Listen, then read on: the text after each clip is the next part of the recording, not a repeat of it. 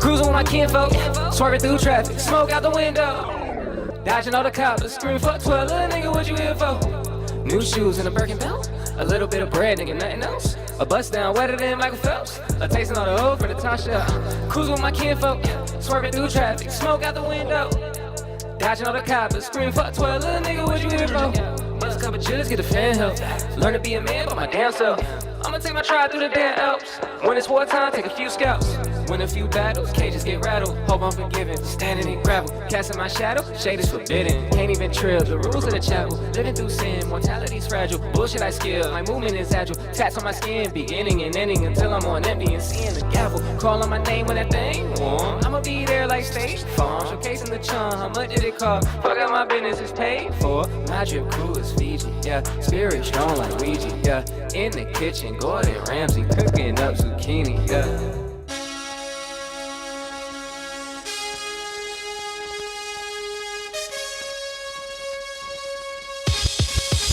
All right, first of all, thank you for your deposit in the verse, Sean. I appreciate you, man. Appreciate you for having me. I can't wait for the people to see it.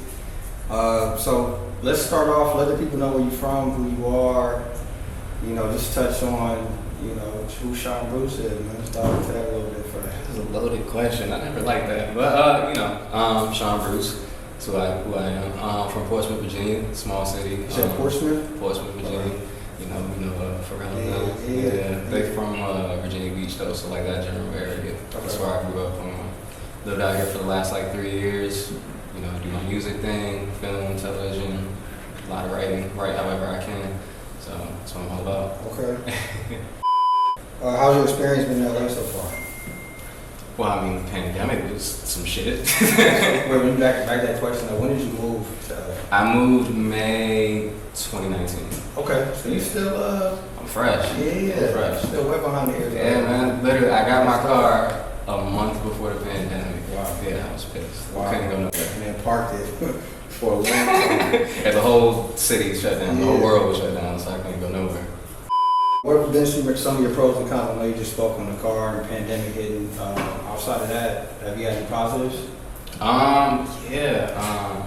There's plenty of resources. The scenery is lovely, not just the mountains and the trees. Right. You know what I mean? Yeah. Beaches, all that. It's a vibe though. I definitely felt with the vibe of the city. Okay. Yeah. Tell us about the inspiration behind Off the Porch. So I moved out here in 2019. Before I came out here, for like a year, my goal was to just get better, like musically. So I was laying low, I was trying to create as much stuff as I could, different approaches, different sonics and things like that. So when I moved out here, I was like, I want to make a project. Didn't know, you know, how it was gonna sound, what it was gonna be, but just trying to like draw inspiration from my life and my circumstances off the porch, because I finally moved out, came all the way out here by myself. The title was fitting, yeah. That's all it was. It was just where am I at right here, right now? It's like I'm off the porch. I'm learning like how to fly on my own, essentially. Appreciate you. So what was the writing process for you like on that project? It was first. It was a couple of songs, right? So the first one that I did was God's Gift. It was the first song that I wrote. And I think the second and third was From the Bottom, and then Actually, God's Gift, that's one of my, listening to it, that was one of my standout records. Oh, yeah. I actually referenced that song in my intro. Yeah, I caught that one. I also did it at the performance. Yeah. I rarely do that one, like at my live shows. Okay. Just because, you know, the heavy 808's not like it live in transition well. I enjoyed it. Appreciate that. Appreciate that. Yeah, it's not my go-to, but you know, like I said, just experimenting with different stuff. So that was the first one that I did that made it to the project. I wrote around like 40 to 50 songs, and I picked 11.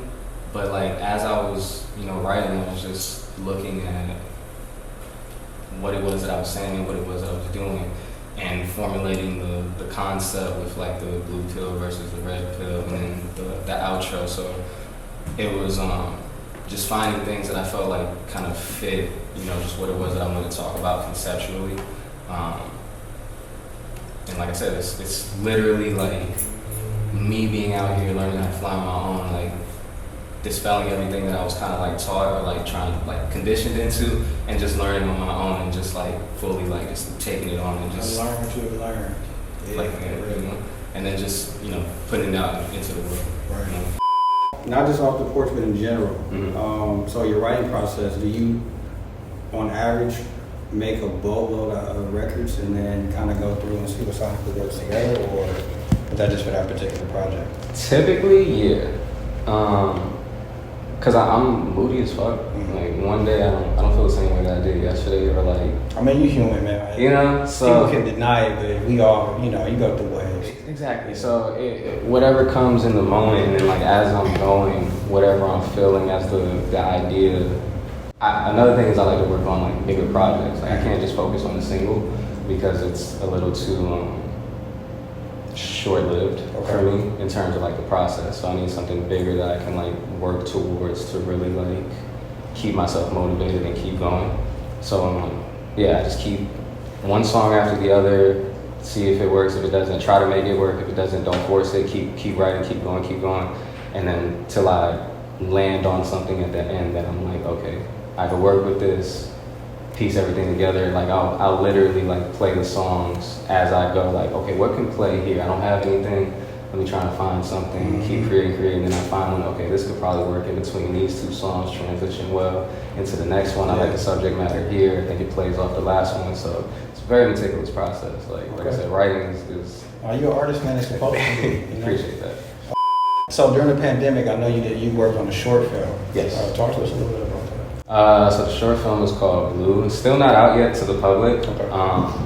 We sent it out to quite a few festivals. We got picked up for 5 festivals. Congratulations. Appreciate that. In three of them, we made semifinalists in 2, and I think we made a finalist in 1. Or it was finalists in 2 and semifinalists in 1. Can't remember the stats all the way, but we did that literally like during the pandemic. We were writing it beforehand. It was a story about a friend of ours, me and my roommate, who I wrote the story with. He brought the idea to me about a friend of ours who she graduated from college, and then shortly after her boyfriend passed away.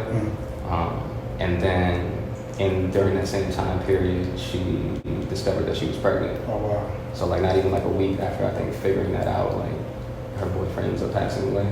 So it's the goal that we wanted to achieve with that one was to make like a woman empowerment film. Like you don't need a man to define who you are, or to like in order for you to establish your identity and stuff. I have a big gripe with certain films where they have the primary actress in the movie will be whatever actress, but their role is typically, if you look at most films, is circled around something to do with a man. It's very rare, other than like Sex and the City or something like that, but there are other films where you may have the independent, but most films, if you really pay attention to them, it has something to do with a man in some capacity. Yeah. So the fact that you guys are like, I would say you got it, the fact that you put together a short film that's like empowering women, and that's big. I'm personally looking forward to seeing it. Is there? Can we find it anywhere right now, or is it still up? Not yet. Right now, it's still a private link. Still figuring out. Like we want to do a preview party, a watch party for like when we release it to the public. So I mean, I'll shoot you the invite. Man, I'm RSVPing right now, bro. Seriously. I got you. Yes, sir. I gotta ask you about the hair, man. The ladies want to know. Everybody want to know. Like, what's the process? How do you use this juice? Is it berries? Like, what's going on up here? Pretty much, man. Fruits and berries. But I just conditioners with a lot of natural oils and stuff. And then I do use raw oils as well, like argan and castor oil. I do like wash my hair like twice a week. It takes like an hour to do. Put the leave-in conditioners, all of that. So you're looking at fresh wash today. Like I just washed. I appreciate you, man, coming up. Absolutely. I was like, I got to make sure, I'm saying, the plush poppy vibes is here, man. Even your live show, like the hair is its own character within your show. It's pretty dope. It's an extension of me at this point. Like, I told myself I was going to cut it around like 25. I'm 28 now, and I'm attached to it. So it's like, it's not going nowhere. Okay. So let the people know where they can find you on social media. Only social media I really use is Instagram. You can follow me at Sean B Chillin. I do have a YouTube page. It's also Sean B _Chillin. That's SEANB_CHILLIN. SoundCloud, all that. So Okay. Yeah. All right. I asked a lot of my guests on the show, but I like to see, the range of, what you guys like to listen to pretty much. okay. So your hip hop Mount Rushmore. Mm-hmm. Who would be in your hip hop Mount Rushmore? All right. So it could go a number of ways, but I'm gonna go with, for my personal, like, the artist that Yeah, no, this is all touch me. You got to go up there and sculpt this for us. For sure. So I'm gonna go Cole, Kendrick, Absol, and Wale. That's interesting. Yeah. Okay. Respect. My guys. All right, so this next portion is our rapid fire part of this, the last part of the interview. Okay. So I'm gonna ask you this or that question, and you can just pick one or the other. Wait, run that by me again. I'm gonna give you two options. Okay. So like this or that. This or that. Okay. You can pick this. You can pick that. All right. You can say neither. You can say both. Gotcha. I prefer you to actually land on something. I got you. I ain't scared. First one is Pharrell or Timberland. Pharrell. Okay. SpongeBob or Phineas and Ferb. Neither, to be honest. Okay. Beyonce or Rihanna. Beyonce. Okay. YouTube or Netflix. Which do you watch more? YouTube, for Okay. sure. I like learning, so I'll just binge watch like a bunch of like. Now, will YouTube be your historical- preference also, or? Yeah, to just surf and find stuff. Like I'm up there all day. Like Netflix, I'll probably be on like twice a week. Yeah, falling asleep time. You know what I'm saying? YouTube University. Yeah, absolutely. Silk scarf or bonnet? Bonnet, man. But it has to be Talk silk to though. the story. It gotta be silk though. Right. Tom Holland or Tobey Maguire Spider-Man?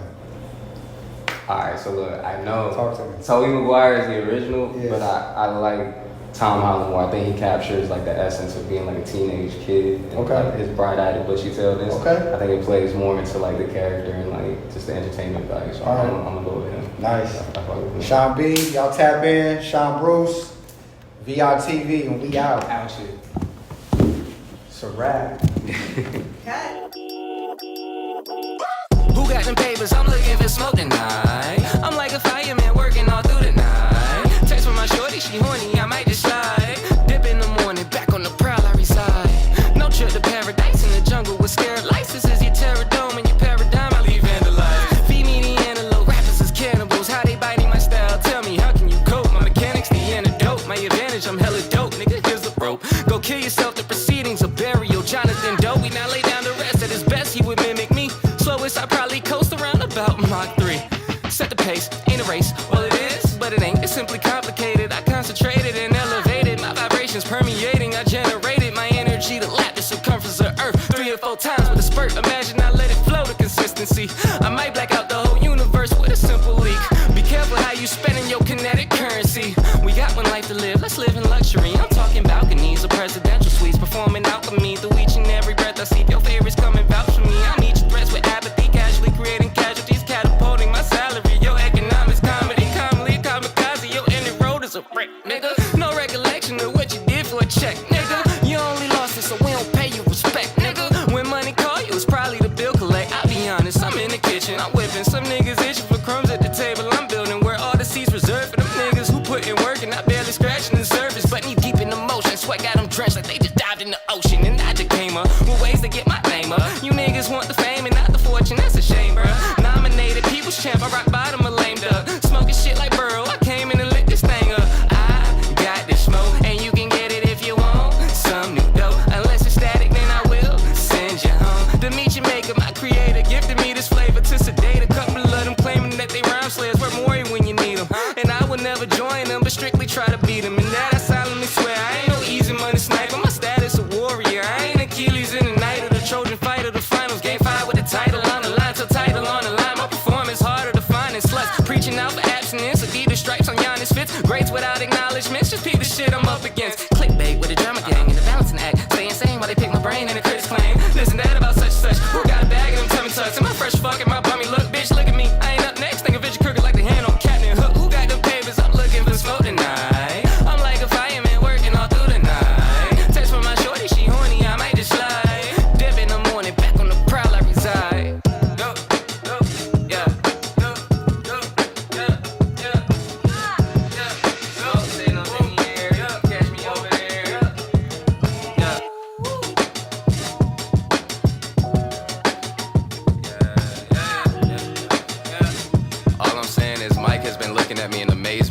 This whole time.